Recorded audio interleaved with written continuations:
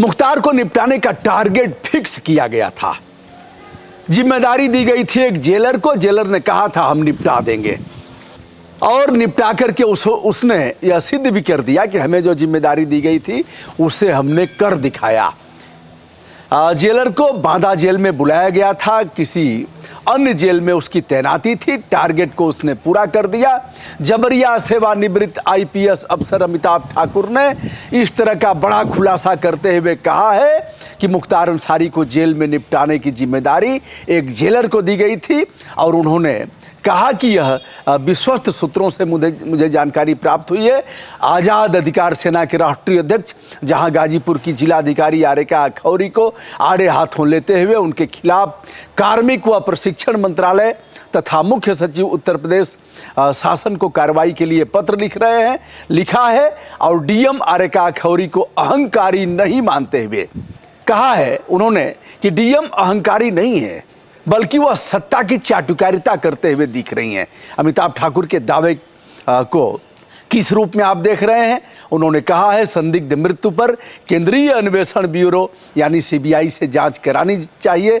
जबरिया सेवानिवृत्त अमिताभ ठाकुर जोर देकर कह रहे हैं कि आका को खुश करने के लिए ऐसे टारगेट को पूरा कर शेर और शेरनी का खिताब पाने के लिए अधिकारी बेताब हैं, नियमों की अवहेलना कर रहे हैं और संविधान को तार तार कर रहे हैं। सुनिए क्या कह रहे हैं अमिताभ ठाकुर। क्यों नहीं कर सकती? आंकड़ा दिया उन्होंने, 250 पुलिस वाले इस समय जेल में फेक एनकाउंटर्स में अंदर हैं। तो जाहिर सी बात है कि मुख्तार अंसारी के साथ किसी भी प्रकार का इस प्रकार का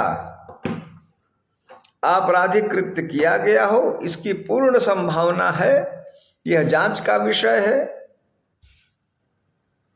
देखिए ब्रजभूषण जी, एक बात इसमें जो इसको अन्य बातों के अलावा और भी संदिग्ध बना रही है वह यह कि एक जेलर हैं, कुछ दिन पहले वह मेरठ की जेल में थे, ऐसा मुझे बताया गया है। 7 दिन 8 दिन पहले उनको मेरठ से बांदा ला दिया गया। सवाल ये उठता है कि मेरठ से बांदा अचानक ट्रांसफर हुआ, और चर्चा इस बात की है, मुझे जेल के अंदर के लोगों से, गोपनीय सूत्रों से, विश्वास सूत्रों से ज्ञात हुआ, जेल के संदर्भ से ज्ञात हुआ कि जेल में, बांदा जेल में और जेल विभाग में इस बात की भारी चर्चा है कि वह जेलर इसी खास कार्य के लिए डेप्यूट हुए थे। उनको संदर्भ ही यही दिया गया था जिसे टारगेट होता है। वह टारगेट था कि तुम्हें यह काम करना है और जल्दी करना है, और यह हुआ। अब उन्होंने किया नहीं किया, हत्या है नहीं है, लेकिन शंका की गुंजाइश तो है ही है। विवेचना का विषय तो यह है ही है, इसमें कोई संदेह नहीं है। इस पर शंका का एक और कारण 2011 में इसी प्रकार से उस समय भी राज्य पोषित हत्या होने का आरोप लगा था।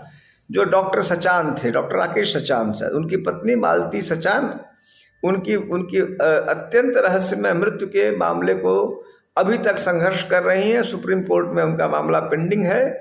उसमें भी एक जेलर इसी प्रकार से जौनपुर जेल से लखनऊ जेल में 7 दिन पहले ही ट्रांसफर हुए थे, और उन पर ही यह आरोप लगा कि वो एक्सपर्ट थे इस काम के, हत्या के एक्सपर्ट थे। उन्होंने जेल के अंदर हत्या करवा दी, जिसको आत्महत्या का रूप दिया गया। सीबीआई तक ने आत्महत्या माना, लेकिन कोर्ट ने खारिज कर दिया, और मुकदमा उन जेलर सहित हमारे पूर्व डीजी हैं करमवीर सिंह, आईजी हैं मिस्टर वीके गुप्ता, और तमाम लोगों पे हत्या का मुकदमा चल रहा है। अभी कोर्ट ने स्टे दे रखा, हाई कोर्ट ने, लेकिन मुकदमा चल रहा है। तो जब वह हो सकता है तो इसकी संभावना से इनकार कदापि नहीं किया जा सकता। देखिए, मैं यह मानता हूं ब्रजभूषण बाबू, मेरी यह व्यक्तिगत सोच है कि इस पूरे संदर्भ में सीबीआई जांच आवश्यक है। स्थानीय पुलिस के स्तर पे जिन पर आरोप हैं, यहाँ के बड़े अधिकारियों पर आरोप है। अफजाल अंसारी साहब ने, मुख्तार के लड़कों ने, स्वयं मुख्तार ने, इनके कुछ बड़े अफसर हैं, आईपीएस अफसर हैं, उन पर सीधा आरोप लगाया है, नाम लेके आरोप लगाया है कि वो मेरी हत्या कराएंगे। अब उसी यूपी पुलिस से आप जांच कराएंगे, वो क्या जांच करेगी? वहीं के डीएम, वहीं के एसपी क्या जांच करेंगे? मैंने इसीलिए सीबीआई जांच की मांग की है और तमाम अन्य लोगों ने भी अब सीबीआई जांच की मांग की है। मुझे लगता है बिना सीबीआई जांच के इस मामले में कोई न्याय नहीं हो सकता है, संभव नहीं है। सीबीआई जांच क्या करेगी वो तो बात की, लेकिन कम से कम एक यह रहता है कि शायद स्टेट पुलिस की तुलना में बेहतर रिजल्ट दे पावे, और जब स्थानीय मामले होते हैं तो सीबीआई से उस हद तक न्याय मिलने की उम्मीद और संभावना तो रहती ही है।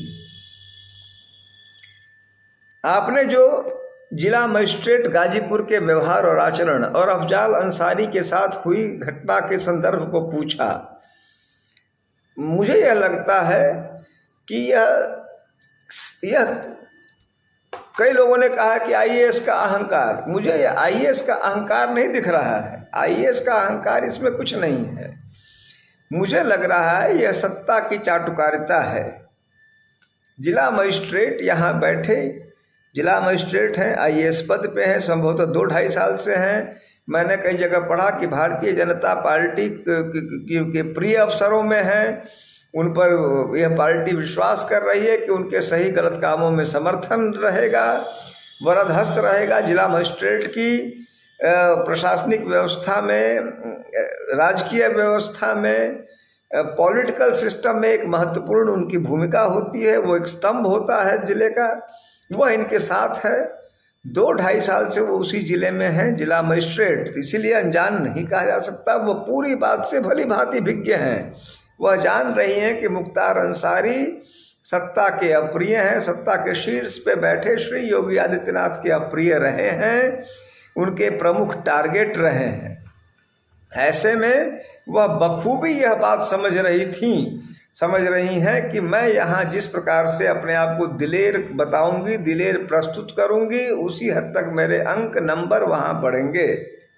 हमारी पार्टी का, आज़ाद अधिकार सेना का, हमारा यह मानना है कि यह सीधे सीधे सत्ता के लिए, ताकत के लिए, कुर्सी पर बैठे रहने के लिए, सत्ता को खुश करने के लिए यह किया गया एक कार्य है, कार्यक्रम है। इसमें मुझे कहीं से उनकी कोई दिलेरी, जैसा मैंने देखा है कि रिटायर्ड आईएएस अफसर, उन्होंने कहा शेरनी है।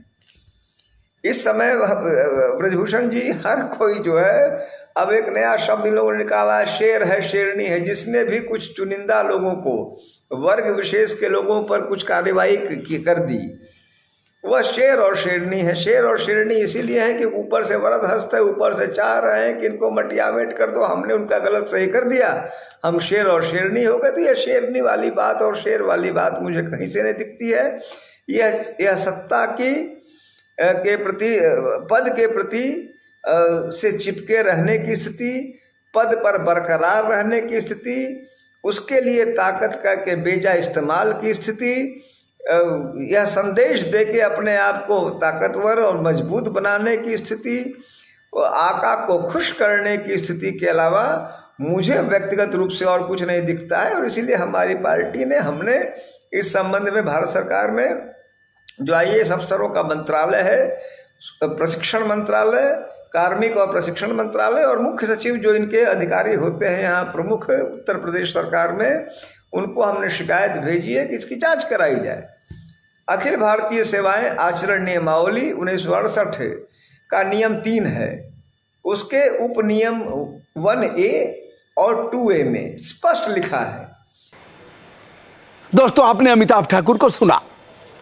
अमिताभ ठाकुर कई जनपदों में पुलिस अधीक्षक रहे हैं, जैसे देवरिया, बलिया, गोंडा और ऐसे तमाम जनपदों में एसएसपी रहे, डीआईजी रहे, आईजी रहे, और उसके बाद लगातार लड़ाई लड़ते रहे। अमिताभ ठाकुर किसी के है नहीं। मुलायम सिंह यादव पर भी अपराध दर्ज कराया, अखिलेश के समय में दर्ज कराया, उन्हीं के मुख्यमंत्री आवास के सामने बैठ करके धरना दिया, और इस सरकार में भी लड़ रहे हैं। अमिताभ ठाकुर का जो कथन है उसे सुनकर आपके कमेंट विनम्रता के साथ सादर आमंत्रित किए जाते हैं। दोस्तों, मैं हूं ब्रजभूषण दुबे, आदरपूर्वक हमारा प्रणाम स्वीकार करें।